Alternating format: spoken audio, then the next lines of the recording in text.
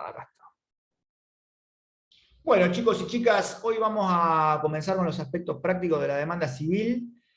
Así que, bueno, ahí le di pantalla completa. Cualquier pregunta o consulta me lo dicen a viva voz, porque ya dejé de verlos, no veo solamente la presentación. Así que cualquier interrupción es bienvenida. Directamente me preguntan y listo. No me escriban por el chat porque no lo voy a ver. Bien, le decía, la demanda civil, el acto procesal más importante, más trascendente del proceso, porque es el que va a plantear toda la plataforma fáctica sobre la cual va a versar todo el desarrollo del proceso de conocimiento. Obviamente que la contestación de demanda también es muy importante porque termina de delimitar el tema de sidendum, pero digamos que el que tira la pelota a la cancha siempre la parte actora. Así que por más que haya otros actos procesales con gran complejidad técnica, como pueden ser los recursos, ya sea ordinarios como extraordinarios, la verdad que el acto procesal más importante o trascendente del proceso es la demanda civil. Bien, como puntapié inicial, esto lo sacamos de Falcón. Siempre me gusta remarcar al autor porque Falcón es un profesor de Derecho Procesal que tiene un muy interesante equilibrio o armonía entre teoría y práctica, así que van a ver que mucho del material que tenemos de aquí en adelante sale del libro de práctica de Falcón. Pues la verdad que muchas cosas que antes a mí no me cerraban, me terminaron de cerrar después de haberlo leído a Falcón. Incluso esta clasificación de los elementos ustedes la tienen también en el material. Bien, hecha esa breve introducción. Falcón nos dice, hay tres tipos de elementos en la demanda civil que nos van a ayudar a entender qué rol juega cada una de las cosas que nosotros en algún caso ya hemos visto, en otros casos que vamos a ver ahora, y finalmente el rol que juegan los documentos y otras cosas que van a acompañar a la demanda a la hora de iniciar un proceso civil. Entonces, él dice, hay elementos de carácter extrínseco que tienen que ver con la forma del acto, la forma, ya sea en lo que tiene que ver con el soporte, o bien con la regulación del idioma, del formato. Y él dice, estos elementos tienen la particularidad de que son comunes a todos los actos procesales. Eso está bueno, porque ahí uno logra ver cómo todos los requisitos de forma que tienen que ver con la manera de exteriorización de la demanda civil, en realidad son requisitos comunes a todos los escritos y a los actos procesales en general. Y en concreto nos estamos refiriendo al artículo 115, cuando habla del idioma nacional y de la forma escrita, del artículo 118, cuando habla de encabezamiento con expresión del objeto, o la firma de las partes. Estos son requisitos extrínsecos comunes a todos los escritos. Al lado de los extrínsecos, vamos a encontrar elementos de la demanda que hacen a su naturaleza, o sea, a lo que define como tal al acto procesal demanda. Y dice también que estos elementos los vamos a encontrar fundamentalmente en el artículo 330, el famoso 330, que el día que cambien de código no sé cómo vamos a hacer, pero el 330, chicos, grabado a fuego. Estos son los que hacen a su naturaleza, al carácter intrínseco, a la sustancia del acto. A tal punto que si no estuvieran, difícilmente podríamos hablar de que estamos ante una demanda. Y fíjense que casualmente, cuando existe un caso de improponibilidad objetiva de la demanda, seguramente falta alguno de los elementos del artículo 330. Todos ellos hacen a la esencia de la demanda civil. Esto ya lo vimos en la teoría, ¿no? Estamos hablando de el objeto, la pretensión en términos concretos, el derecho expuesto sucintamente, la petición, etcétera, etcétera, todo lo que ya vimos. Esos son los que hacen a la naturaleza de la demanda civil. Y finalmente hay elementos que son integrativos, dice Falcón. ¿Por qué? Porque en realidad, estrictamente, no forman parte de la demanda, pero la complementan haciéndola un acto procesal íntegro y válido. Y este es el rol que juega la documental anexa. Antes hablábamos de las copias, miren, ya quedó ahí como algo medio viejo.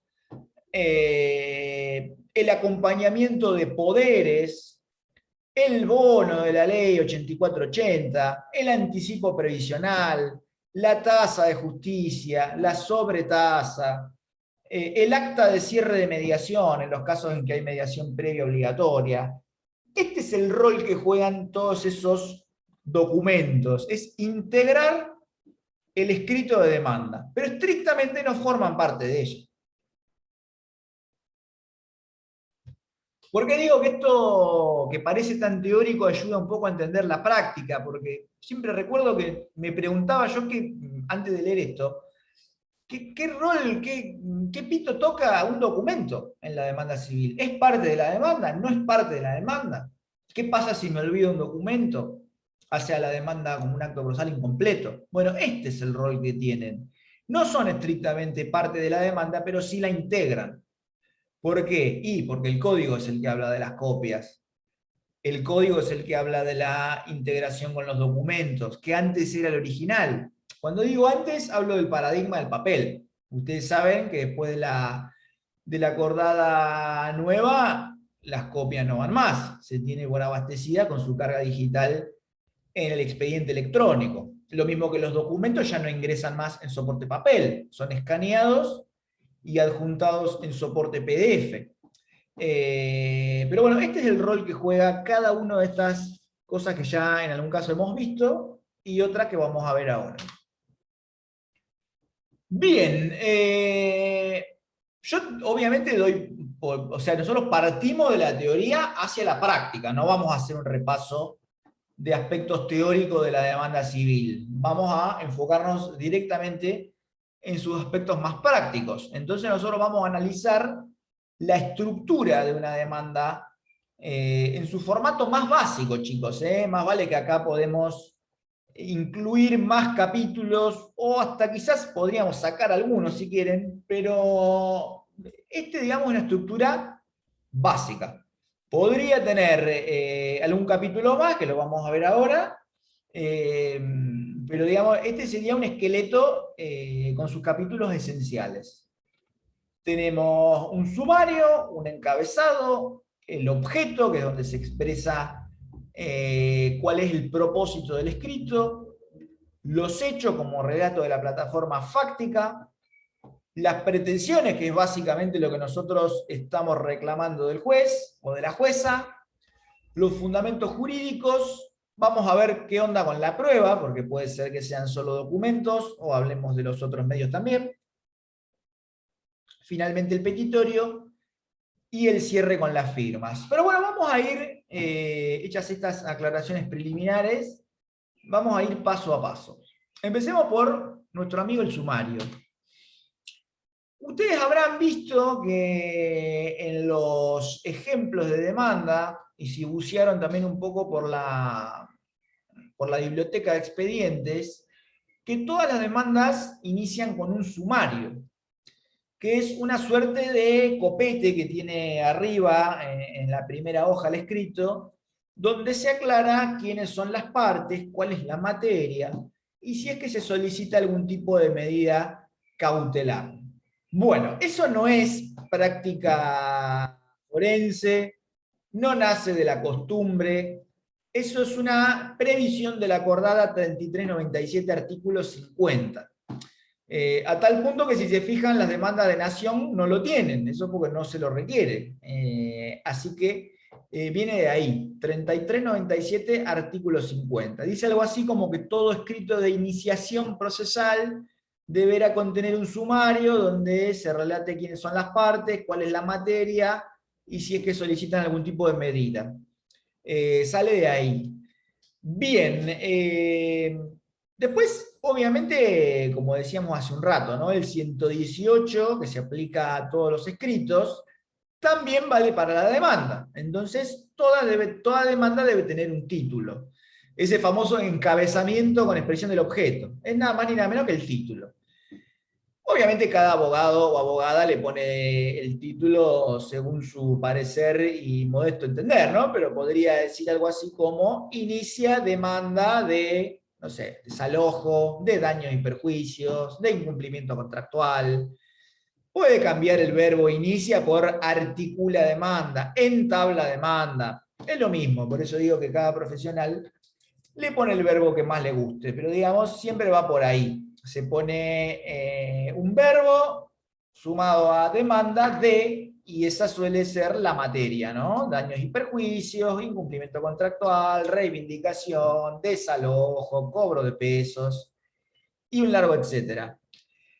Seguido del título viene, obviamente, el destinatario, ¿no? Que esto también ya lo hemos visto como una característica común a todos los escritos. En este caso, nuestro sistema civil siempre es ante un juez o jueza de la primera instancia. Así que va a encabezar con el destinatario de este modo. Distinto sería si habláramos de una demanda laboral, que es, su destinatario es un tribunal del trabajo, diría ahí. Pero bueno, el único órgano colegiado que conoce demandas viene siendo el Tribunal del Trabajo, que van a ir desapareciendo en la medida que se implemente el nuevo Código de Procedimiento Laboral que prevé juzgados de primera instancia. Pero bueno, eso todavía falta bastante porque ni siquiera se empezó a implementar. Bien, hasta acá estamos, ¿no? Esto, digamos, sería el copete de la demanda. Tenemos un sumario, el título, el destinatario. Y ahora viene el famoso encabezado. Esto ya lo hemos visto, así que no me voy a detener demasiado aquí. Lo hemos visto cuando hablamos de escritos. Por eso fíjense cómo estas son normas que tienen que ver con lo que Falcón describía como elementos extrínsecos, porque hacen al contenido esencial y a la forma del acto. Y como son comunes a los escritos, ya lo vimos y no nos vamos a detener demasiado. Todo encabezado tiene que contener el nombre del que lo presenta y en qué carácter, ya sea por derecho propio o en carácter de apoderado. Eso sale del 330, inciso 1. Obviamente también de la acordada 3975, que es la de escritos. La mención del domicilio real. Fíjense que solo el primer escrito debe hacer mención del domicilio real y es la demanda. Por eso es que figura como un requisito del 330, inciso primero. El domicilio procesal, 118, inciso 2, que hoy incluye también al domicilio electrónico. Eso lo van a encontrar en el artículo 40 y en el 143 reformado. Pero bueno, digamos que el artículo paradigmático es el 118, inciso 2. Los datos del profesional, eso surge de la acordada 3975. Esperen que antes de avanzar cerramos el encabezado. Si tienen el número de causa, también lo ponen, porque fíjense que la lógica indicaría que si vos estás iniciando el proceso no tenés el número de causa. Pero la verdad es que si hay mediación previa obligatoria, el número de causa y la carátula ya la tenemos. Entonces, esa identificación precisa de la causa también iría en el escrito de demanda.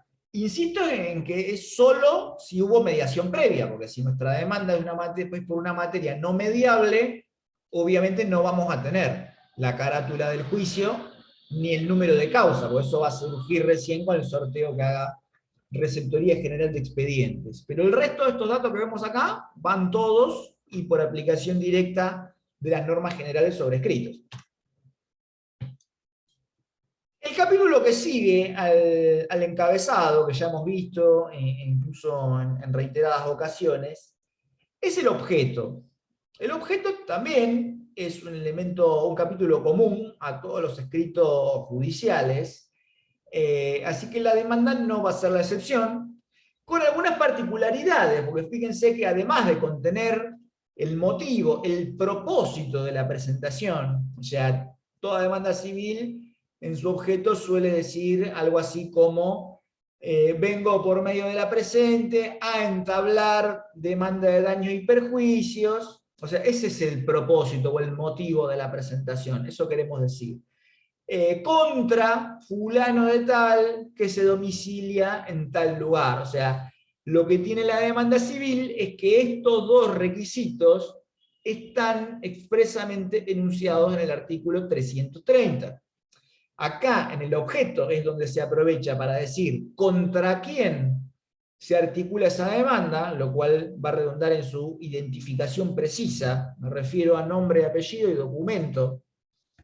Siempre, o sea, hay datos que son irrelevantes, como la nacionalidad o la profesión, no interesa. Eso a veces uno ve que los abogados lo ponen y me da más acta policial que demanda. O sea, eso es totalmente irrelevante. Si es argentino, ¿no? Eso no interesa. La identificación precisa del demandado está con su nombre, apellido y número de documento, nada más. Y seguidamente se dice dónde es el domicilio. Por eso acá es de aplicación todo lo que ya vimos también en otro encuentro. Domicilio real si hablamos de una persona física. Domicilio social o el de la sucursal si hablamos de una persona de tipo jurídico. Esto ya hablamos, ¿no? Las personas jurídicas no pueden tener domicilio real porque técnicamente no habitan en ningún lado.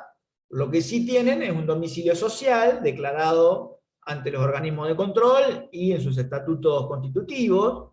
Y si tienen, digamos, sucursales comerciales, esos domicilios también son válidos, por más que no lo diga la ley de sociedades comerciales. ¿Por qué? Porque se interpreta que si vos tenés domicilio para comerciar, para, digamos, vender mercaderías, también es un domicilio válido para obligarte. No valdría vender, no sé, soquetes y medias en La Plata y después querer articular que la demanda debe ser enderezada a la sede social con domicilio, no sé, en La Quiaca. No, no vale. Si vos tenés un domicilio para ganar plata, también lo tenés para obligarte. Así que las sucursales también son idóneas para enviar demandas.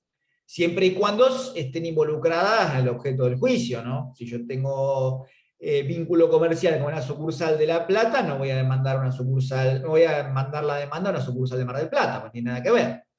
Digamos que tiene que tener algún tipo de vínculo, ya sea de carácter contractual o no, o extracontractual si es que sufrí algún daño, pero con la sucursal con la cual yo estoy relacionado a través de alguna de las fuentes de las obligaciones.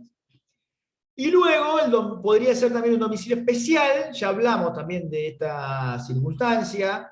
Algunos jueces aceptan que las demandas se puedan dirigir a un domicilio especial constituido contractualmente. En esa oportunidad también dijimos que esto a mí me hace un poco de ruido, porque las normas de derecho procesal son de orden público, y si la demanda, según el Código Procesal, va al domicilio real, es el domicilio real. Y en mi modesta opinión no habría posibilidad de dar un rodeo a través de esto, porque dice expresamente domicilio real. Entonces, como está involucrada la defensa en juicio, yo eso lo veo como poco factible. Pero bueno, la verdad que en la práctica muchos jueces y juezas aceptan esto por una cuestión de autonomía de la voluntad, ¿no? Si vos tenías la posibilidad de recibir la demanda en tu domicilio real y decidiste resignarlo de manera anticipada, algunos magistrados ven esto como algo posible. Yo creo que no, pero bueno, se van a encontrar en la práctica con los dos criterios. Sigamos avanzando. ¿Qué pasa con los hechos? Ya dijimos que es la plataforma fáctica que fundamenta la demanda civil. ¿Por qué digo fundamenta la demanda civil? Porque toda, y esto lo vimos en la teoría, la protección de una norma siempre está vinculada al cumplimiento de los requisitos fácticos que ese dispositivo normativo da como premisas para otorgar su protección. Esto que suena demasiado abstracto, en realidad es de todo sentido común, ¿no? La norma que dice que todo aquel que provoca un daño debe repararlo, en realidad, si ustedes la analizan, como haría Kelsen, esa norma está dando por sentado que existe un hecho generador de un daño, que ese daño se produjo, que ese daño tiene una relación causal con el hecho productor, y vinculado con alguna otra norma puede haber responsabilidad de tipo objetivo o puede haber responsabilidad con fundamento en la culpa. O sea, fíjense cómo una norma tan sencilla en realidad contiene un montón de presupuestos que son de carácter fáctico. O sea, todo aquel que quiere entrar abajo del paraguas de una norma tiene que acreditar ciertos postulados que son de hecho. Entonces, esa es la trascendencia de los hechos en la demanda civil. De movida todos los hechos los voy a tener que probar, ¿no? Pero digamos, toda esa plataforma fáctica va a ser la que después va a justificar la protección de un dispositivo normativo, o de varios en su conjunto, ¿no? Y de diferentes tipos de rangos, ya sea constitucional o legal. Pero digamos, todo eso va a confluir en la protección de una norma. Por eso es que Carlo Carli, cuando habla de la demanda civil, refiere que tiene una estructura lógica, ¿no? Donde la premisa mayor está dada por los hechos, y la premisa menor está dada por la norma. Por ahí va la mano. Yo tengo que entrar por la ventana de una norma, pero esa ventana para abrirse tiene que tener por acreditadas toda una plataforma fáctica, y de ahí la importancia de que esté bien redactada. Ahí está la clave de una buena redacción a la hora de los hechos. Fíjense que nosotros proponemos ahí un poco un juego al estilo escuela primaria, ¿no? Porque si ustedes recuerdan, yo soy medio viejo, pero cuando iba a la primaria, siempre las maestras decían que toda historia o todo cuento tenía una introducción, un nudo y un desenlace. Y lo paradójico de esto, que uno aprende cuando tiene aproximadamente 7 u 8 años, después cuando ve los escritos de los abogados no lo aplican. Entonces, ¿cómo puede ser que hay profesionales de grado que han atravesado un sinfín de materias y toda una trayectoria académica, después a la hora de hacer una demanda, el relato de los hechos es una porquería? Bueno, yo les propongo lo siguiente: volvamos a esa época, intentemos rememorar lo que nos decía la maestra y fundamentalmente apliquémoslo a la demanda civil.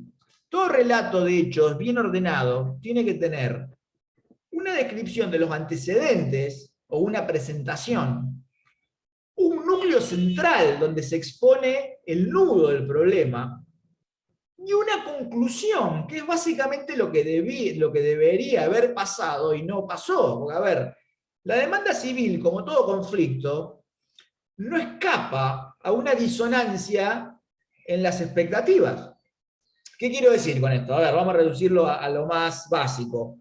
Si yo voy a ir a jugar un partido de fútbol y estoy esperando que mis compañeros de equipo vengan y 4 no vienen, yo ahí lo que tengo es una disonancia en las expectativas. Yo estaba esperando que vinieran, no vino nadie, me sacaron los puntos, no pude jugar. Y eso es un problema, porque no sé, si estás jugando un torneo puede quedar descalificado. O sea, la lógica de la vida también se traslada al proceso. ¿Cuándo van las personas a juicio? Cuando hay una disonancia entre lo que estaban esperando recibir y lo que la otra parte le da o le niega. Entonces, esto es lo mismo. La presentación del caso siempre es una descripción de los antecedentes. Por ejemplo, si fuera un contrato, nosotros acá estaríamos explicando en los antecedentes cómo nació ese vínculo, cuándo el contrato se firmó, bajo qué circunstancias, cómo se venía desarrollando. En el nudo yo explicaría cuáles eran las obligaciones principales, cómo se venían desarrollando, si eran cumplidoras las dos partes o no. Y en la conclusión yo diría, bueno, miren, estaba esperando que me mande la mercadería y no me la mandó. Debió mandármela en esta fecha, en esta fecha, en esta fecha. O me la mandó, no sé, parcialmente, lo cual configura un incumplimiento. Les cambio el escenario. Si esto fuera una demanda de daños extracontractual, la lógica sería similar.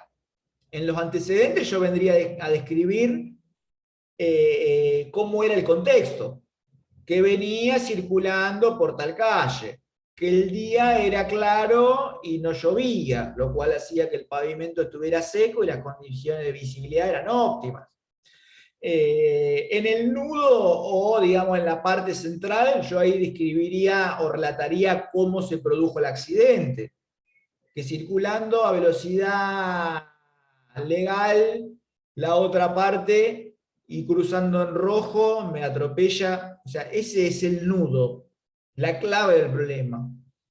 Y en la conclusión diría que, bueno, habiendo transitado, no sé, una lesión en la rodilla, la otra parte nunca me llamó para ver si necesitaba algo, nunca ofreció compensarme, nunca recibí indemnización de ningún tipo, y así. Entonces, no importa si uno le gusta hacer subcapítulos o no dentro de los hechos, pero digamos que esta es una estructura que está bueno mantener. Uno a veces ve los escritos en la práctica cotidiana y ve que no solamente esta estructura no se respeta para nada, que es básica de comprensión, siempre hay que ponerse en el lugar del otro, ¿no? Esto es un escrito que alguien lo tiene que leer. Lo va a leer alguien del juzgado, lo va a leer el juez o la jueza, y lo va a leer la otra parte. Así que estaría bueno que no sea algo que dé dolor de ojo al tomar contacto. Entonces hay una estructura que está bueno mantener, aunque no se haga una división en subcapítulos, porque a veces el hecho tampoco es tan complejo. A veces el hecho da para una carilla, pero siempre tiene esa estructura. Hasta si fuera una pavada, vamos a suponer que, no sé, bueno, el del choque es algo sencillo, pero siempre tiene esta estructura. Yo venía por acá, salí de mi casa, esa es la presentación. Cruza en rojo, me agarra con el auto, el nudo. Y la conclusión es lo que debió haber pasado y no pasó. Capaz que eso es una carilla, no hace falta dividirlo en presentación, nudo y conclusión. No hace falta.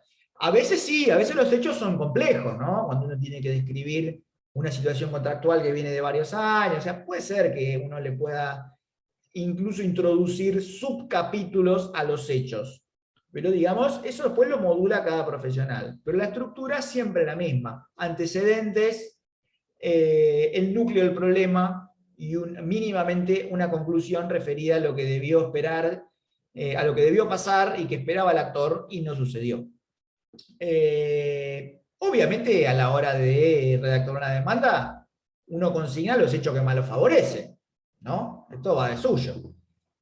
Recordar siempre que todo hecho debe ser probado, o sea que cuando yo voy a afirmar algo en la demanda civil, está bueno prever que la otra parte me lo va a negar, y esto se hace con prueba.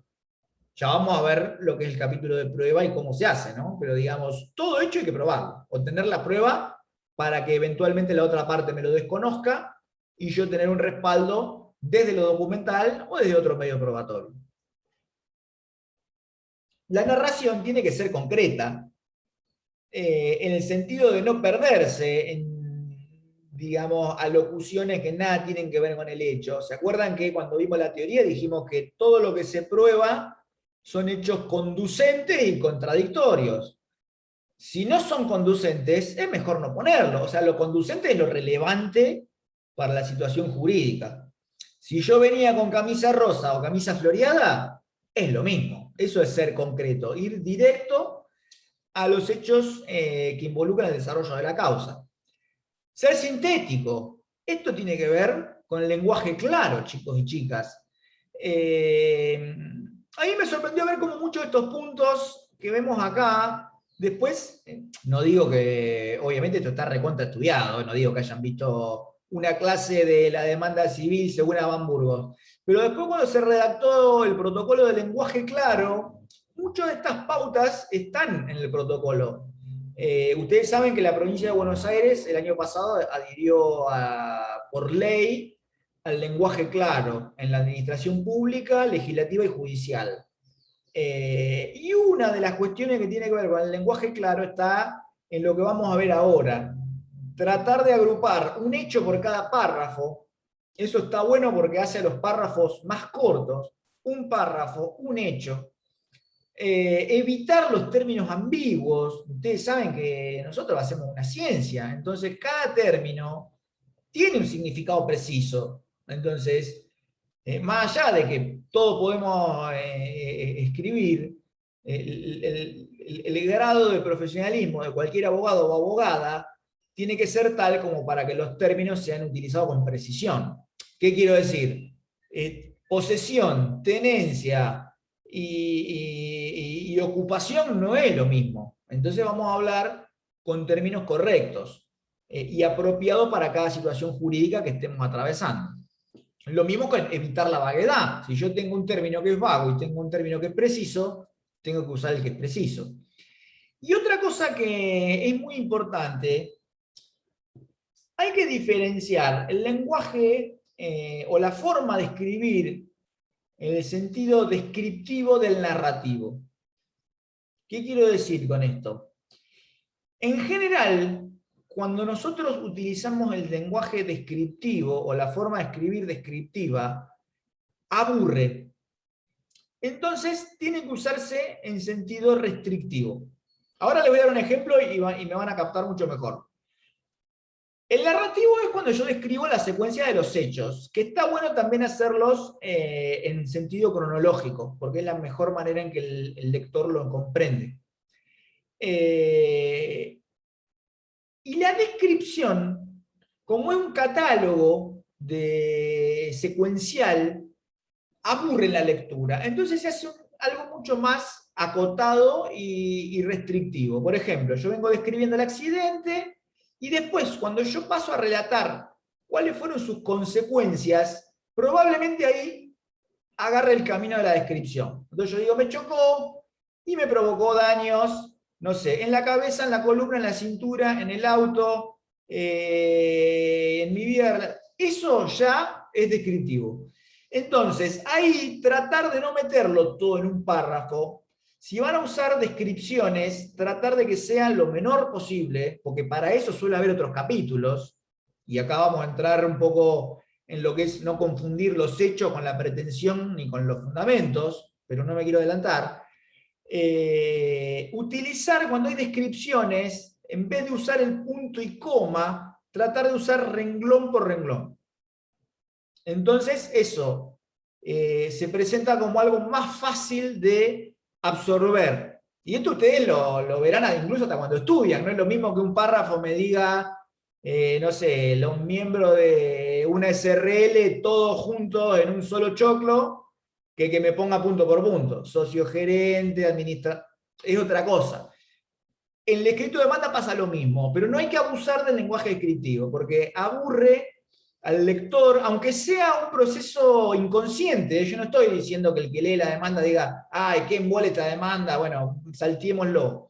No, en general cuando hay párrafos descriptivos, uno suele acelerar la lectura y rápidamente pasar a otro párrafo que es más narrativo. Entonces, y acá sí empalmo con el otro tema, no confundir los hechos ni con las pretensiones ni con el fundamento jurídico. Este es otro vicio tremendo en abogados y abogadas. No pueden evitar empezar a argumentar jurídicamente. Eso no, es de ansioso. Si acá estamos escribiendo, no estamos hablando. Los fundamentos jurídicos vienen más adelante. ¿Por qué es esto? Porque uno gana en claridad. Si yo empiezo, a ver, venía por la derecha, imprudentemente y pasando luz roja, me choca en la puerta derecha, porque como dice el Código Civil y Comercial, hay que... Y no, ahí ya estamos embarrando la descripción de los hechos. Si yo el fundamento jurídico lo voy a dar más adelante. No es que no los voy a dar. Pero la onda es no embarrar. Lo mismo con las pretensiones. Yo no sería técnicamente correcto que yo diga, me agarró impactándome en la puerta derecha, provocándome daños en el parante, en el guardabarro, en la puerta, en el vidrio, en el espejo, a mí me provocó una distensión. No, pará, eso lo vamos a decir más adelante. Eso va en el capítulo de las pretensiones. Seguramente yo ahí voy a ordenar. Daño patrimonial, daño extrapatrimonial. Daño en el auto, daño en la persona. O sea, eso va a ir más adelante. Entonces no incorporemos descripciones que no van ahí, van más adelante. Y eso va a hacer que gane en riqueza el relato de los hechos. Hasta acá vamos, chicos, ¿está? ¿Me siguen hasta aquí? Tenemos encabezado, objeto, hechos. Siempre los hechos van primero. ¿Por qué? Porque eso después es lo que va a determinar no solamente la norma jurídica que vamos a aplicar, sino también otras cosas como la competencia y obviamente la exposición de las pretensiones, que básicamente es lo que venimos a pedir. ¿Se acuerdan que Carlo Carli siempre decía, toda demanda civil responde 3 preguntas esenciales? ¿Quién? ¿Qué? ¿Y por qué? Y acá estamos en el qué. ¿Quién y por qué? El quién ya sale del objeto y el por qué va a venir de los fundamentos jurídicos. Pero las pretensiones, técnicamente lo más apropiado sería que vengan después de los hechos, porque si no, no se entiende. Si yo voy a pedir antes que explicar qué es lo que pasó, está bien, no me la van a rechazar la demanda, pero digamos que esto es un trabajo mucho más prolijo y técnicamente más apropiado. Cuando tengo la plataforma fáctica ya estoy para decir qué es lo que pretendo y por qué. Y eso me ayuda también a no embarrar el relato de los hechos. Pretensiones. 330, inciso 3, otro típico elemento intrínseco de la demanda civil. Acá es donde yo les decía que voy a delegar lectura. Yo esto, por favor, después les pido que lo profundicen en los trabajos que dejamos en el material. Hay que diferenciar apropiadamente los rubros de daños, porque cuando uno va a solicitar que lo indemnicen, acá es donde hay que poner un poco la lupa, porque una mala praxis de esto puede hacer, en este tema puede hacer que nuestro cliente o clienta se vea privado de gran parte de su indemnización. Así que acá hay que tener muy claro, y es uno de los puntos donde la práctica y el derecho procesal se tocan o se confunden con algo que ustedes ya han visto, que es el derecho civil de las obligaciones y de los contratos. Porque toda esa clasificación que se suele ver en civil 2 o privado 2 aparece acá. ¿Se acuerdan cuando en obligaciones hablaban de el daño moral, del lucro cesante, de la pérdida de chance? Bueno, es esto. Entonces, nada, repasar Código Civil y Comercial, y lean por favor los trabajos que les dejé. Obviamente que algo vamos a decir acá, igual ahora. Los daños en nuestro derecho civil se clasifican en patrimoniales y extrapatrimoniales. Tener siempre presente, y esto es fundamental, que a veces un mismo daño puede tener consecuencias patrimoniales y extrapatrimoniales también. Por ejemplo, obviamente que lo más sencillo, con eso no va a tener problema, ¿no? El daño directo, digamos, en las cosas o en el patrimonio, es bastante fácil de catalogar como un daño de carácter material, patrimonial en la clasificación del Código Civil. Pero a veces las mayores dudas vienen con el daño psicológico, que a priori es difícil de deslindar del daño moral. Pero chicos, no tiene nada que ver, nada que ver. ¿Por qué? Yo les cuento la manera que a mí me resultó más fácil verlo. Después ustedes pueden comprar o no, o incluso sentirse más seducidos por alguna otra teoría. Pero digámoslo así, o por lo menos les propongo esta manera de verlo. El daño patrimonial podría desdoblarse en dos. Daños en las cosas o en los bienes y daños en la persona. ¿Me siguen hasta acá, no? Puede haber daños en una persona humana o puede haber daño en un bien, ya sea en una cosa o en un bien intangible. Va de suyo que todo lo que son sobre bienes intangibles son patrimoniales, ¿no? Sobre cosas, sobre derechos, eso es patrimonial, está claro.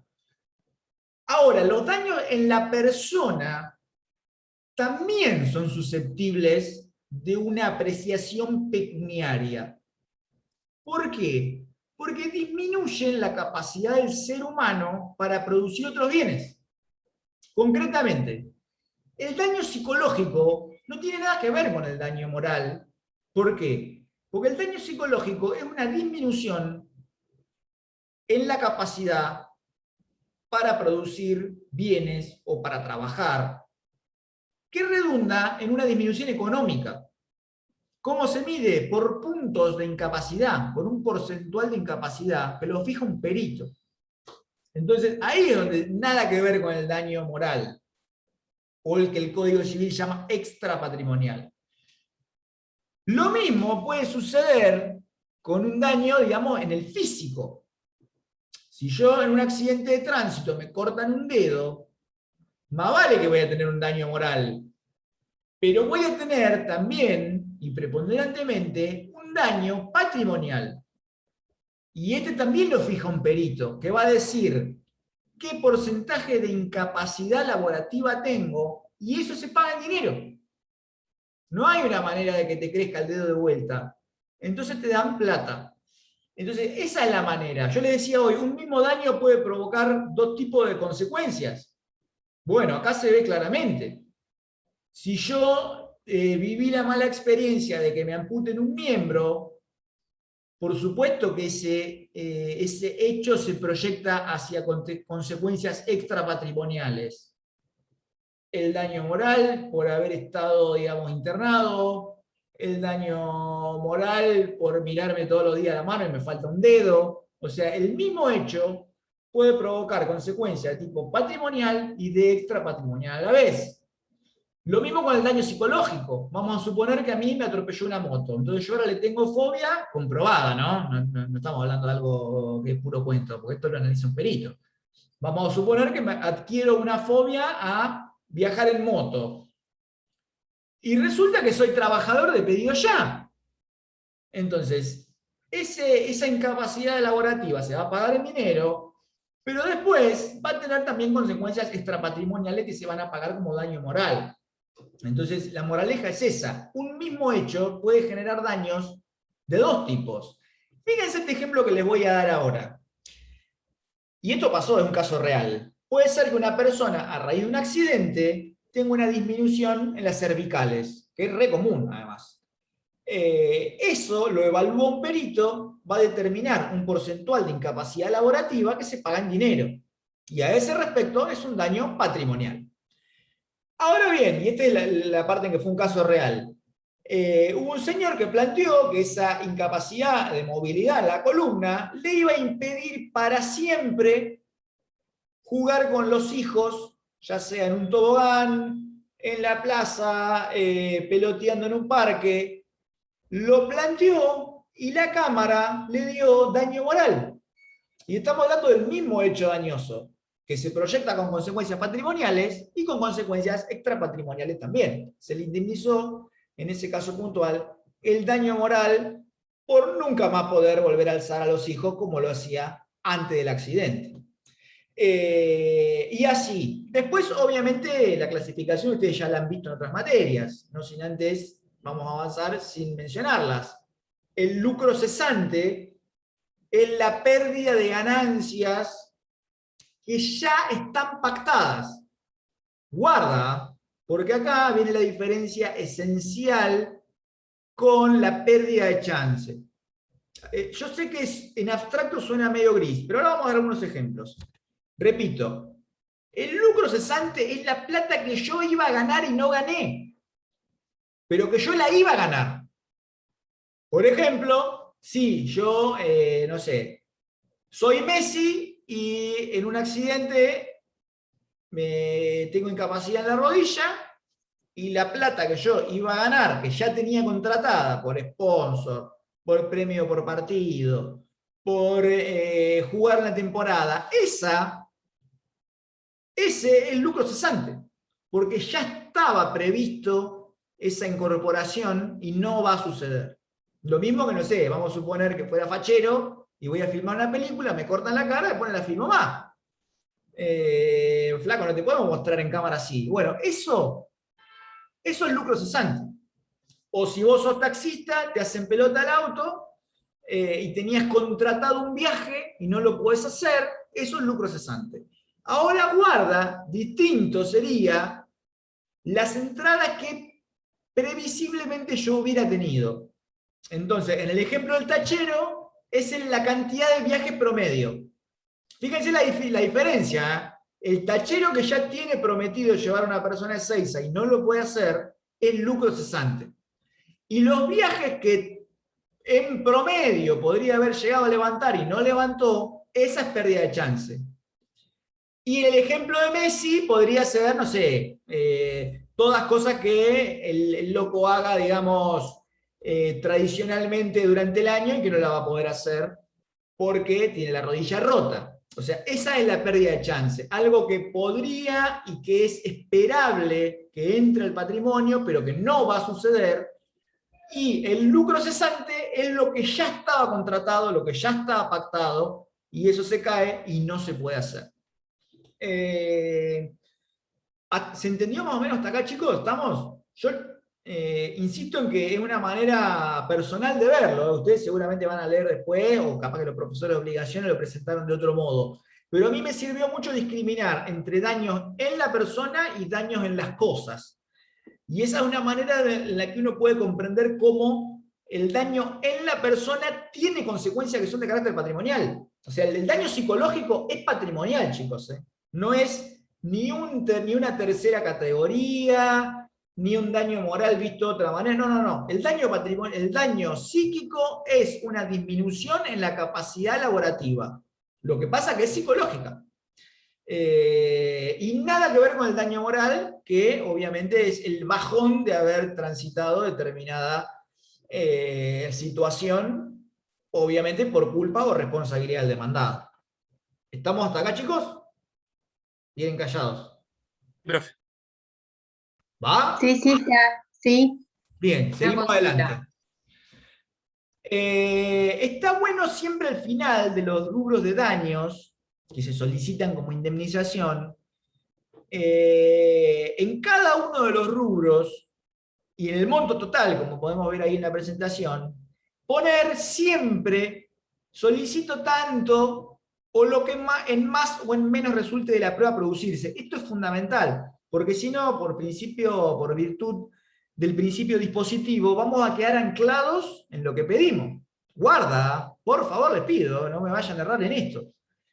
Se solicita por este rubro tantos pesos o lo que en más o en menos resulte de la prueba a producirse. Y por si quedó alguna duda, cuando van al monto total, lo mismo. O lo que en más o en menos resulte de la prueba a producirse. Porque puede ser que alguien solicita, no sé, 50.000 pesos por un guardabarro, y después cuando viene el perito ingeniero mecánico dice que vale 100. Y si vos no pones esta frase, quedás atado a los 50 que vos ya pediste. Ni hablar en países como el nuestro, que tiene una devaluación fulminante, esto es medio equipo. Siempre es útil incluir una suerte de tabla resumen de los daños, que se le llama liquidación en la jerga, para que quede, digamos, bien claro al final del capítulo pretensiones cuál es el monto que se pide por cada rubro. Jamás, chicos y chicas, olvidar intereses y costas. Pero por favor les pido, esto va tatuado en el antebrazo, intereses y costas. Es impresionante la cantidad de veces que los profesionales se olvidan de pedir intereses y costas, pero terrible. Y es una mala praxis, pero galopante. Siempre con intereses y siempre se solicita la imposición de costas al contrario. Por más que el código diga que las costas se impondrán de oficio, no importa. Intereses forma parte del principio dispositivo. Si no lo piden, no se lo van a dar y es inremable. Las costas se puede llegar a remar porque el código dice que aún se hará de oficio aun cuando no lo pidan. Pero yo les recomendaría que lo hagan desde el principio. Fundamentos. Los fundamentos jurídicos de la pretensión. Una vez más, estamos en el artículo 330, esta vez en el inciso quinto. Acá esto viene de la mano de que el 330 habla del derecho expuesto sucintamente. Un pequeño comentario. Voy a dejar un toque de compartir porque ya medio que me cansé de hablarle al monitor. De paso me explayo un poco en esto. Les decía, un pequeño detalle. Cuando el código habla de el derecho expuesto sucintamente, no es que haya que incluir un capítulo en el cual nosotros hacemos una suerte de catálogo de normas que hemos citado a través de todo el escrito. Esto van a ver si se fijan en los ejemplos de demandas reales, que es bastante común verlo, que siempre medio al final, abogados y abogadas ponen como un capítulo donde dice el derecho y ponen todo el catálogo de normas citadas. Esto no es correcto, no es ni siquiera necesario, y es sobreabundante. Porque en realidad cuando el código habla del derecho expuesto sucintamente, se refiere a los fundamentos jurídicos de la pretensión, que es el famoso por qué de Carlo Carli. Carlo Carli decía quién, qué y por qué. Bueno, esta es la parte donde uno al juez o a la jueza le explica por qué me tienen que dar lo que yo vengo a pedir.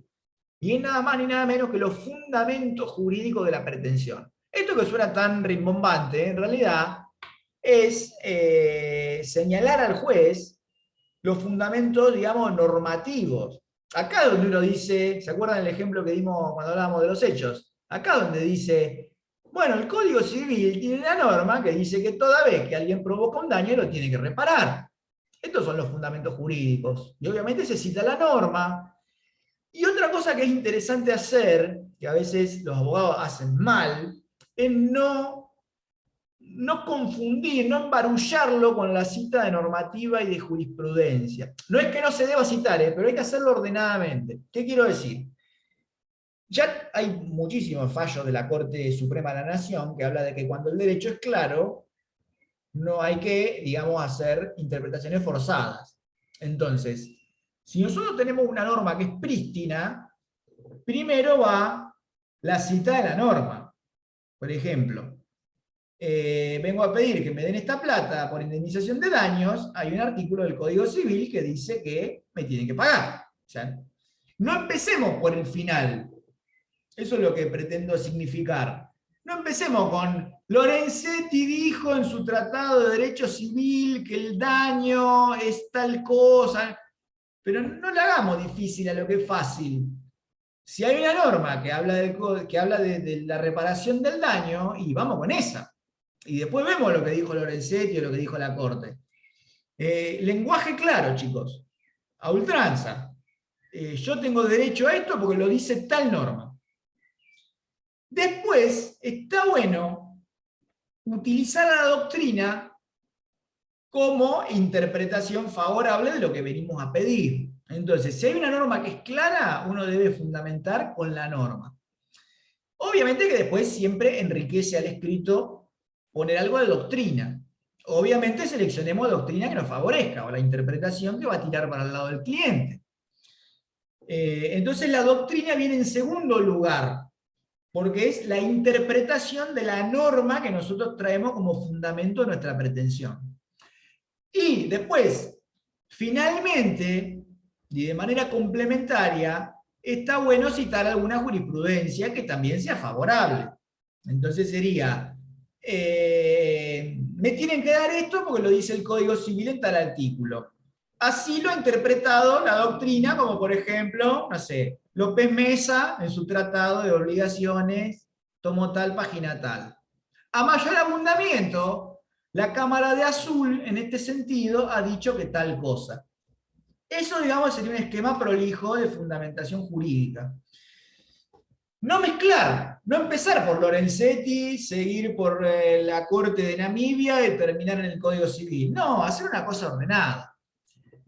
¿Qué onda con la cita de jurisprudencia? Es común ver en los escritos que se cita jurisprudencia de cualquier lado. Esto no es algo, digamos, prolijo, sobre todo cuando hablamos de casos que no son raros. Si yo estoy hablando de un accidente de tránsito, ¿para qué voy a traer la cita de la Cámara Nacional Civil de la capital? Si seguramente yo tengo un montón de jurisprudencia en la Cámara, pero en la Cámara Departamental, este también es algo que debe decirse.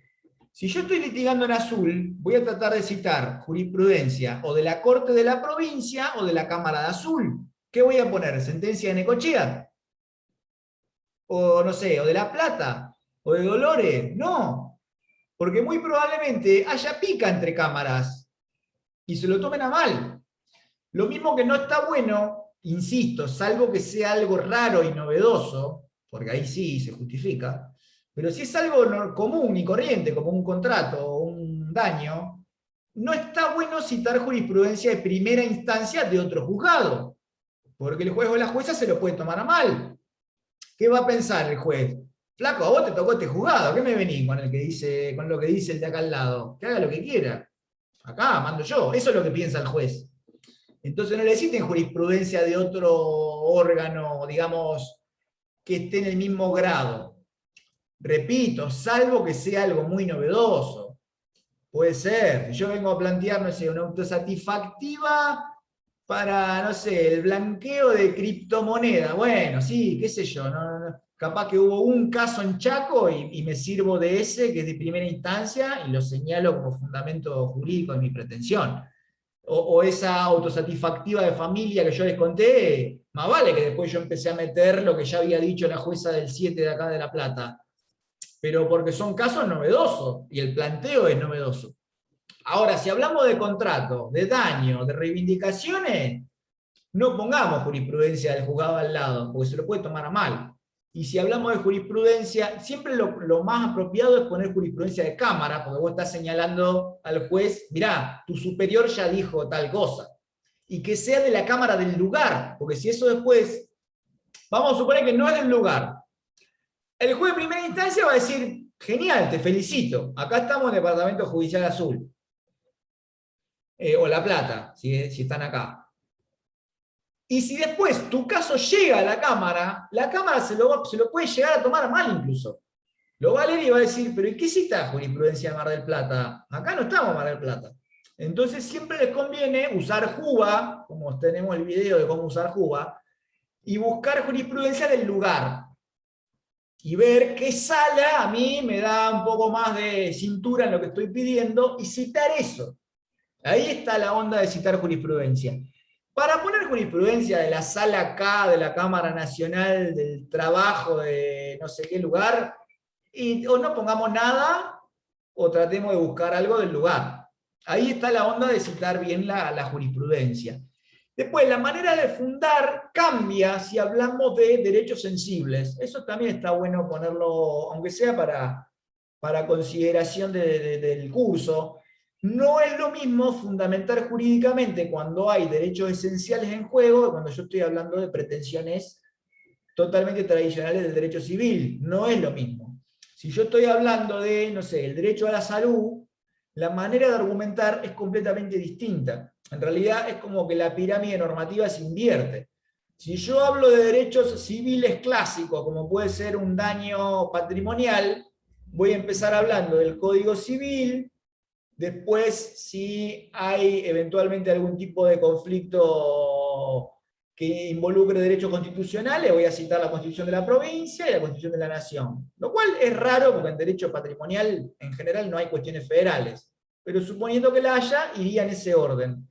Si hay un derecho sensible en juego, es al revés. Si yo hablo del derecho a la salud, voy a empezar hablando de las convenciones, después voy a hablar de la Constitución Nacional, y después voy a hablar del Código Civil, y después puedo llegar a hablar de alguna ley especial, como la ley del paciente, etcétera, etcétera. Pero digamos que el camino empieza por la ley fundamental hasta la norma particular, que puede llegar hasta una disposición ministerial, como pasa con los amparos al Estado Nacional por las obras sociales. Pero digamos, la pirámide normativa empieza por la fundamental hasta la especial. Y si yo estoy hablando de derechos patrimoniales clásicos, es al revés. Voy a hablar de la disposición más específica hacia la más tuitiva en forma general. Si es un juicio de daño, yo voy a hablar del Código Civil y de la Ley de Tránsito. Y después voy a hablar de otras normas que pueden ser superiores en jerarquía. Pero digamos, empiezo por lo más específico. Cuando hablo de derechos fundamentales, no. Empiezo por las convenciones y tratados, sigo por la Constitución, sigo por la provincia, que obviamente va a tener disposiciones fundamentales, y así, hasta lo más específico. Bien, hasta acá estamos, seguimos avanzando. A ver, esperen que vuelvo a la compartida de pantalla.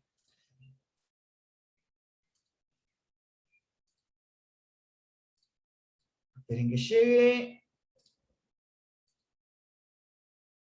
Ahí está. Bueno, esto es un poco lo que estábamos analizando recién. Con la cita de jurisprudencia lo mismo, ¿no? Lo que veíamos de los derechos fundamentales, yo voy a tirar la carne al asador primero con la jurisprudencia interamericana, después por la de la Suprema Corte de la Corte Suprema de Nación, y de ahí para abajo. Por eso es como que se invierte la manera de fundamentar según la naturaleza del derecho en juego. Bueno, ¿qué onda con la prueba? Guarda acá, porque esto ya lo vimos en la teoría, hay que ver primero si estamos ante un proceso sumario o ante un proceso de carácter ordinario. Indefectiblemente esto hay que hacer una suerte de previsión de si va a ser sumario u ordinario, porque nosotros no podemos saberlo con certeza hasta que el juez o la jueza le imprima uno u otro trámite. Pero nosotros ya con el código en la mano tendríamos que estar capacitados para darnos cuenta qué tipo de proceso va a ser. Entonces, si es ordinario, solo aplica el 332, que nos dice que hay que acompañar la prueba documental, solo la documental. Porque en el ordinario ya sabemos, pues lo vimos en teoría, que la restante prueba se va a ofrecer dentro de los primeros 10 días de notificado el auto de apertura a prueba. Ahora, si el juicio es sumario o sumarísimo, tenemos el 484, que nos dice que se va a acompañar toda la prueba de la cual voy a intentar valerme. Entonces va todo va a ir, testigo, informativa, pericial, incluidos los puntos de pericia. Así que en la demanda sumaria y sumarísima va todo. Algunas cosas a tener muy en cuenta a la hora de redactar el capítulo de prueba. Guarda con la idoneidad de la prueba, porque a veces yo veo que abogados y abogadas pretenden probar ciertos hechos con prueba que no es pertinente. Por ejemplo, la extensión del daño en la persona, o en las cosas también, se prueba a través de peritos, no a través de testigos. Entonces uno a veces ve en las audiencias que declara gente que viene a dar testimonio de que lo vio rengo o que lo vio con yeso. Ese es un testigo totalmente superfluo. Es una prueba improcedente, chicos, porque ese hecho que yo quiero probar, no se prueba con testigos, se prueba con un perito. Entonces, es totalmente común que el juez directamente no le toma la declaración. Lo primero que hace es preguntarle al testigo, ¿usted lo vio al hecho? No, yo en realidad vine porque vengo a dar fe de que lo vi con yeso. Váyase, le va a decir el juez, así como está. Le va a devolver el documento y lo va a echar. Porque los testigos son para probar los hechos, no la extensión del daño o cuáles fueron sus consecuencias post-daño. No, los hechos se prueban con testigos, se prueban con informe, puede haber algún video en una cámara de seguridad. Ahora, yo no puedo pretender probar el alcance del daño o cómo se manifestó en la persona o en las cosas a través de un testigo, porque no tiene, digamos, la idoneidad suficiente para responder eso. Es alguien que persiguió una circunstancia a través de sus sentidos. Y si no es el hecho principal, simplemente esos testigos no sirven. ¿Qué pasa con el daño? Acá es la prueba pericial, chicos, es la reina de las pruebas, porque además va a hablar también de la relación causal entre el hecho y el daño, así que es fundamental. Y en esto no eviten nunca, por favor les pido, asesorarse con profesionales del ramo. Es un defecto típico de abogados y abogadas pretender saberlo todo. Entonces, ¿qué hace el abogado canchero?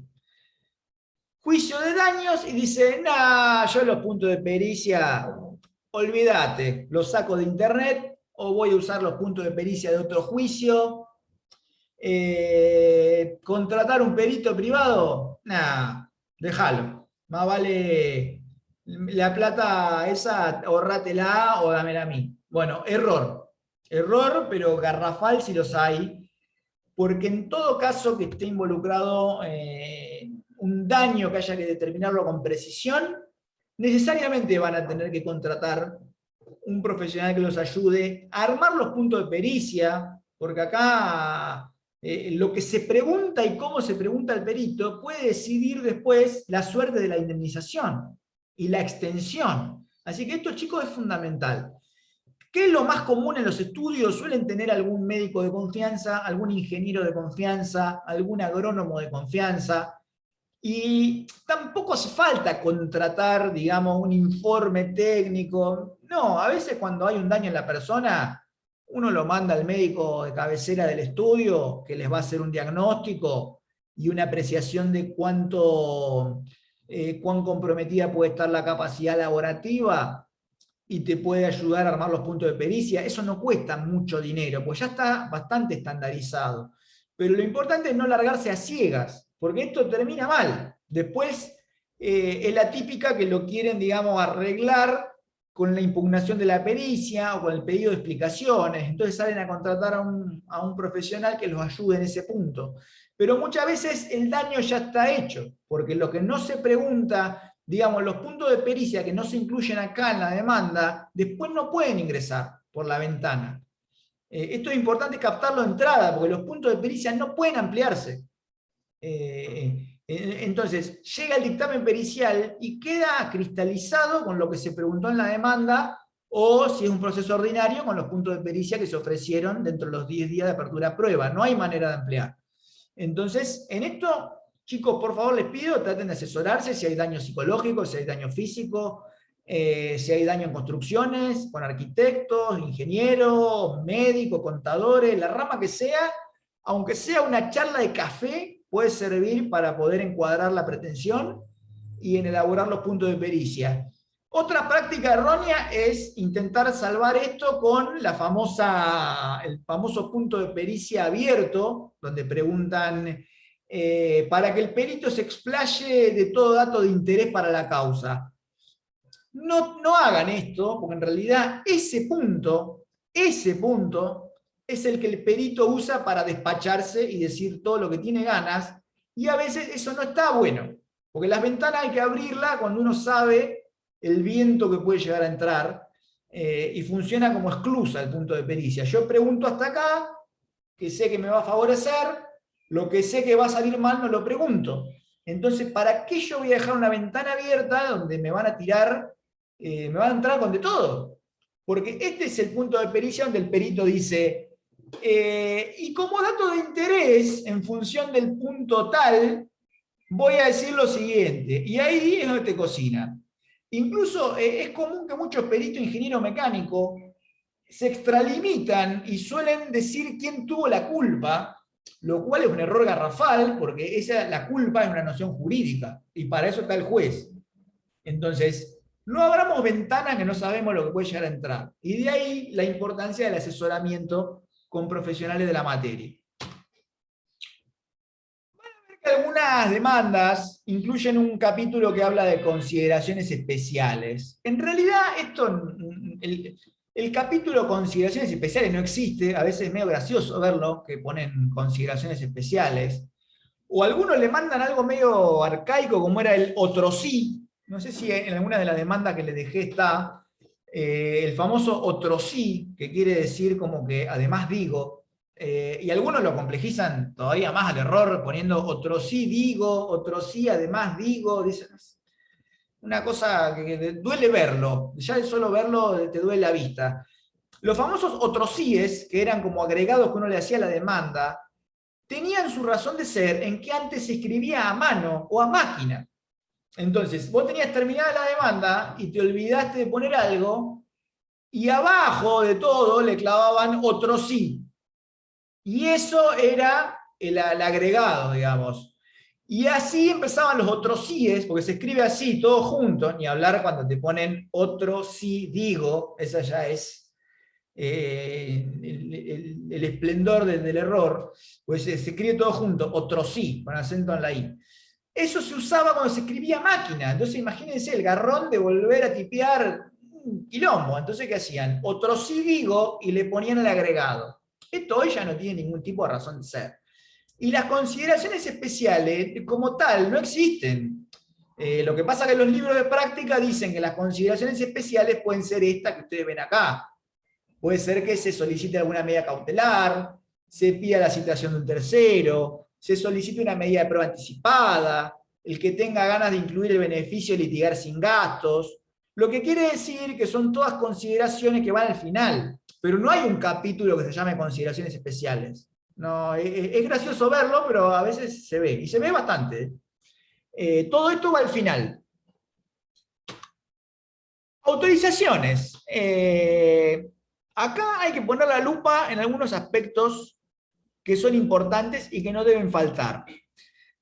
Las autorizaciones tienen que ver con la posibilidad de facultar a algunos colegas, ya sea socios del estudio o amigos, que puedan tener algún tipo de participación en la causa, no como protagonistas, pero sí pueden cubrir algún acto procesal, y para eso se los autoriza expresamente. A veces abogados y abogadas copian y pegan, no sé, parece que a veces le mandan el texto a un poder, porque hacen una autorización de una carilla entera. En realidad no es necesario tanta meticulosidad, porque al revés, puede llevar al error de que si no encuentro el acto procesal en todo ese catálogo, yo podría decir que no está autorizado.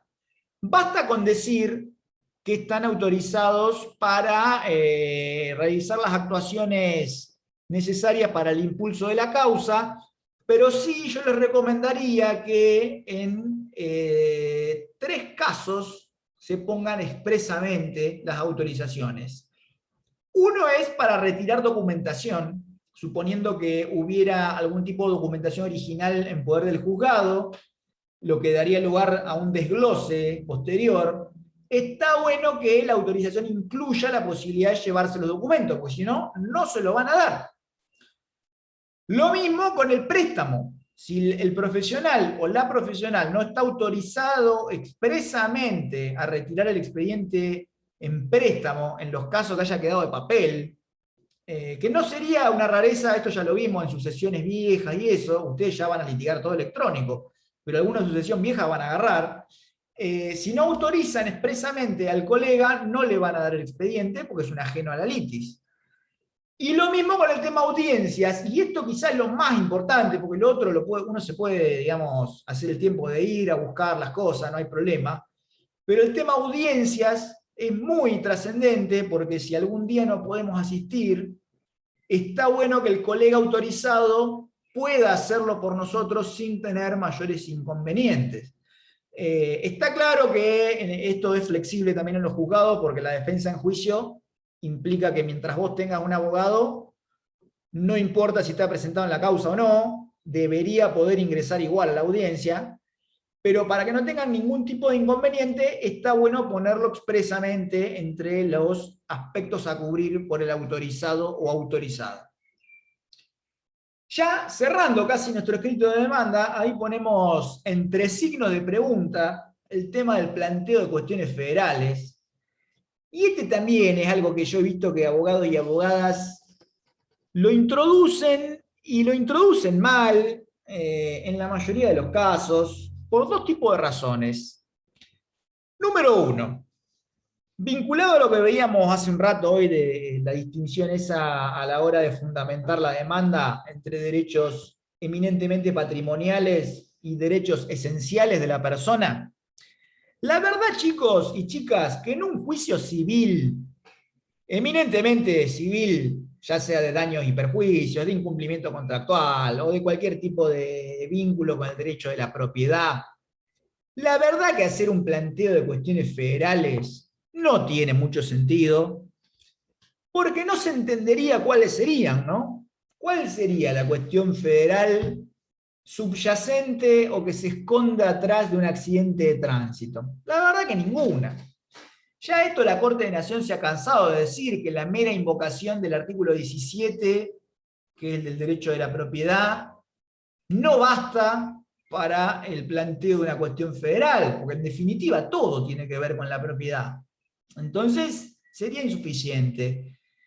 Y después cuando lo hacen mal, porque muchas veces se ve el capítulo que el título dice algo así como reserva del caso federal, a lo cual la Corte de Nación también se ha archicansado de decir que los derechos no se reservan, los derechos se ejercen, y que la cuestión federal no se reserva, se plantea, y se plantea de manera oportuna, esto es cuando surge, no antes.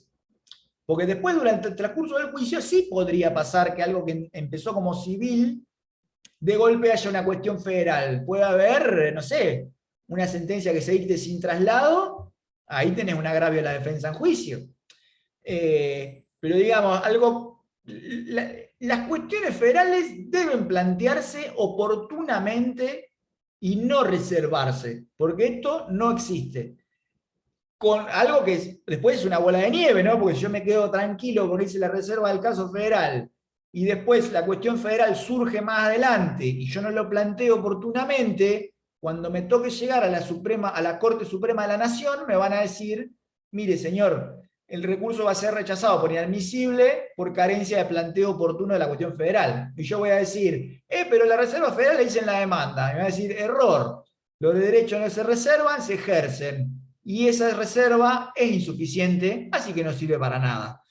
Moraleja, si ustedes no están ante un juicio que involucre derechos esenciales, arraigados en preceptos constitucionales, yo les diría que la omitan por completo al capítulo de planteo de cuestiones federales. Ahora, está bien, ustedes me dirán, bueno, pero puede haber algún caso de consumidores y usuarios. Bueno, sí, yo diría que hasta en ese caso, y solo en ese caso se justifica, porque en los demás, a mí la verdad, chicos, no se me ocurre un juicio civil, estamos hablando de civil y comercial, chicos, acá estamos hablando de gente que se pelea por plata, por cosas y alguna sucesión, que también se pelean por plata y por cosas.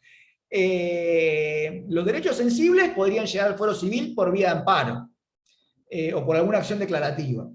Pero digamos, su ámbito es bastante limitado. Estamos hablando de cuestiones patrimoniales. Así que yo diría que eviten hablar de esto en una demanda civil clásica. Si hay derecho de los consumidores y usuarios en juego, ahí tiene otro color. Ahí sí, porque ahí está el artículo 42, 43, en derechos colectivos, que hablan de la defensa de los consumidores y usuarios. Algo similar podría pasar si el afectado, el dañado, es una persona vulnerable. Ahí podría ser también. Ahora si hablamos de personas comunes y corrientes, sin ningún tipo de vulnerabilidad estructural, y hablamos de derechos evidentemente patrimoniales, este capítulo pásenlo de largo, sin ningún tipo de problemas. Obviamente que si más adelante surge un agravio federal, plantéenlo, pero háganlo oportunamente, no en la demanda, porque no tiene sentido. Bien, vamos llegando al final. Hasta acá estamos, ¿no, chicos? ¿Sigo? Sí, sí, sí. Bien. El famoso petitorio, que era hablaba el 330, inciso 6, algo como la petición o algo así. Ustedes se estarán preguntando en este punto, ¿qué es lo diferente o en qué se parece el petitorio a la pretensión? Bueno, tienen una coincidencia parcial, pero el petitorio tiene mucho más. ¿Qué quiero decir? En las pretensiones está lo que yo pretendo, una tautología, lo que yo requiero al juez que a mí me den forzadamente, si se quiere, coactivamente a través de la jurisdicción. El petitorio incluye todo el resto de cosas que yo fui peticionando a lo largo del escrito. Por ejemplo, que se me tenga por presentado, que se me tenga el domicilio denunciado, que se me tenga el domicilio procesal por constituido, que se tenga presente la documental adjuntada en soporte digital, que se tenga presente las autorizaciones conferidas, que se tenga presente el planteo de cuestiones federales, que se haga lugar a la pretensión en todos sus términos con intereses y costas. Entonces, abarca la pretensión, pero también comprende todo lo que yo fui pidiendo de índole procesal a lo largo del escrito. Fundamental, chicos, el petitorio. Ustedes dirán, bueno, pero yo ya lo fui pidiendo en la demanda. Fíjense esta anécdota que les voy a contar. Tenía un compañero de maestría, la maestría de procesal, que trabajaba en un juzgado civil, de primera instancia. Entonces él nos decía, así como se lo cuento, mirá, Guille, nosotros en el juzgado tenemos un quilombo, las demandas no tenemos tiempo de leerlas, entonces, ¿qué hacemos? Leemos los hechos y leemos el petitorio. Y si nos queda alguna duda, hojeamos el resto del escrito. Así, ¿eh? No es este el punto o el momento de criticarlo. Alguien podrá decir, loco, ¿cómo puede ser? No sé. Si vos estás llevando adelante miles de causas y tenés 5 empleados, probablemente tampoco tengas tiempo de hacerte un té y leer todas las demandas varias veces de principio a fin. No es este el momento de criticarlo, pero realismo absoluto. Entonces, de ahí la importancia de hacer un buen relato de los hechos, elaborar bien las pretensiones y después elaborar un buen catálogo de todo lo que fuimos pidiendo en el petitorio, porque probablemente el resto del escrito sea leído más superficialmente, para decirlo de algún modo elegante. Entonces, el petitorio, tomarse un tiempo de leer el escrito, siempre, siempre es fundamental cuando uno termina el escrito de demanda, dar una buena lectura. Y les digo más, si lo pueden imprimir y leerla de vuelta con un lápiz en la mano, probablemente descubran siempre algún error. Así que antes de mandarlo, está buenísimo leerlo. Y si se lo pueden hacer leer al socio o socia, mejor también, porque siempre el ojo ajeno también descubre algo más. Así que chicos, mucho esmero a la hora del petitorio y en la redacción. El cierre y la firma ya lo hemos visto varias veces, no tiene mucho misterio. Ahí me quedó la acordada vieja, la 2514, ustedes ya saben que no va más, es la 3975, que la actualicé más adelante, pero ahí me la comí. 118 inciso 3, acordada 3975, que es la nueva. La ley 5177 sigue pidiendo el sello aclaratorio en el artículo 95. Hoy por hoy ya quedaría, digamos, suplantada por el famoso token. El tema es que las demandas, como la acordada, bueno, todas las sucesivas acordadas de la pandemia y la nueva, la 34, la 4380, 4380, ¿no? Bueno, ya tengo un lío acordada que ya ni yo me acuerdo. La última, la que empezó a regir ahora en noviembre, esa habla de que el escrito original hay que escanearlo con la firma de la parte, lo cual haría que ustedes también debieran firmar al costado con sello, con firma hológrafa y sello de goma. Yo les digo la verdad, en la práctica no lo hago más. ¿Por qué? Porque después el escrito, cuando uno lo manda electrónico, la firma electrónica podría sustituir a la hológrafa con sello. Así que yo en lo personal solo mando los escritos con la firma de la parte en soporte hológrafa y escaneada. Y acá lo vemos en segundo lugar cuando hablamos ya de la integración digital del escrito. Hay que tomarse el trabajo de escanear el escrito de papel, firmado por la parte, y eso, digamos, nosotros nos quedamos como depositarios, y se envía en soporte PDF junto con la demanda, que obviamente es electrónica. La documental va toda en un solo archivo PDF, esto es importante tenerlo en cuenta. Esto sale del acuerdo, hay una resolución de corte sobre buenas prácticas en la conformación de archivos PDF que marca que toda la documental tiene que ir en un único PDF. No me voy a detener en esa resolución de presidencia de corte porque estaríamos un rato largo, pero debe ajustarse a ciertas normas, ciertas pautas. Si el documento es de color, va de color. Habla también de la resolución de los píxeles de la definición de las imágenes. En definitiva, va todo en un solo PDF. No manden 400 PDF, uno por cada documento. No, hay que agarrarle una aplicación de las que están en internet, o que sean, digamos, algún programa de la compu, meter todo en un solo PDF y mandarlo. Y se termina integrando con el anticipo y el bono de la ley 8480, el anticipo previsional, la tasa de justicia y la sobretasa, que en realidad sobretasa le dicen en la jerga, es una contribución al colegio de abogados de la provincia, a la caja de abogados de la provincia, eso es la sobretasa. Si hay apoderamiento, va el poder, obviamente también en PDF, ¿no? Estamos siempre en la línea de lo electrónico.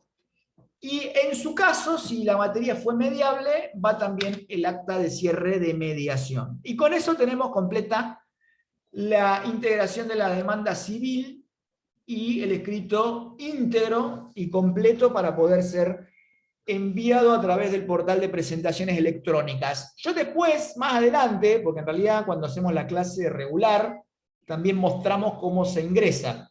Yo tengo grabados algunos ingresos que los tengo ahí para editarlos y voy a hacer un video de cómo se inicia una demanda civil. Así que eso yo después se los voy a dar para que lo miren. No lo vamos a hacer en vivo, digamos, la clase se va a limitar hoy a esto que vimos recién. Charlar de cada uno de los capítulos y, bueno, haciendo los comentarios que ya hicimos. ¿Cómo se ingresa? Eso yo después se lo voy a mandar en un video aparte. Bueno, chicos, llegamos hasta acá. Les pido perdón si fui un poco rápido, pero digamos, teníamos que avanzar sí o sí para poder respetar el cronograma. ¿Alguna consulta o alguna pregunta, chicos? Bueno, como siempre, después les subo mañana o pasado el video de la clase, se las dejo en la página. Así que bueno, ya saben que cualquier consulta o duda me la pueden mandar por WhatsApp o esperar la clase que viene y hacerla acá. Les mando un abrazo grande y nos estamos viendo el viernes que viene. Gracias, Guille, nos vemos. Adiós. Nos vemos, chicos, cuídense mucho, adiós.